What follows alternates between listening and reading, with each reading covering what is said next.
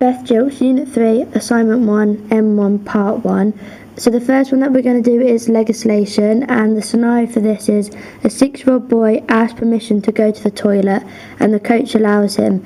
He then walks to the toilet but accidentally walks into the chemical store. The boy panics and knocks over some chemicals, causing them to spill on him, causing irritation on the skin. So the legislation for this would be COSH, which stands for Control of Substances Hazardous to Health. This is because the Act is what should be followed by all organisations. So any organisation that controls chemicals, this could be like fertilisers for the grass, the football ground, paint, any bleach or cleaning products as well. Then they need to follow COSH. This is just to make sure that everyone's safe when using the chemicals.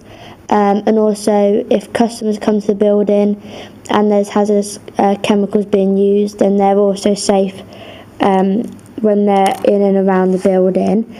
Also, they need to make sure that they're safely locked away, make sure that the chemicals are correctly labelled and visible to people who might be using them or seeing them, and also that signs and are placed around the chemical rooms, in and around them, and also that if it's like hazardous or flammable chemicals used at the organisation, then the doors need to be locked. This is just so that no one gets in, but obviously in this scenario the boy has got in, so this would show that the organisation hasn't followed COSH. Also, a legal factor of this would be loco parentis.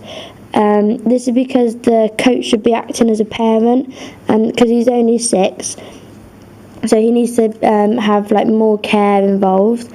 So maybe like even helping him to the toilet, showing them where they are. I mean, he might have been there before, but they still need like guidance as well. And also higher duty of care. This is because he's only 6 years old. This means that he needs to have more care, so need more attention, and also needs to stay safe. And finally, a regulatory body would be the HSE, which is the Health and Safety Executive. These are the people that enforce the rules of COSH and also make sure the health and safety rules throughout businesses and organisations are met. So what would COSH do in this situation?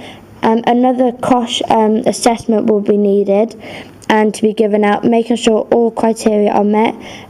So this means that they need to make sure that cages are locked, correct labels and on the chemicals, correct signs, and making sure that the doors are locked. Obviously, if once this has been fulfilled, then maybe the next person in the situation would be the child's mother, because obviously they want to know why the coach didn't go with them, and why their little boy wasn't assisted to the toilet, which again just leads back to the legal factors of high duty of care and loco parentis, making sure that a coach should always be with children, especially if they're under 18. I mean, if they're over 10, then they're obviously capable of going to the toilet and finding it on their own. But if they're under 10, then they're going to need to be shown where it is, especially if it's their first time to the business.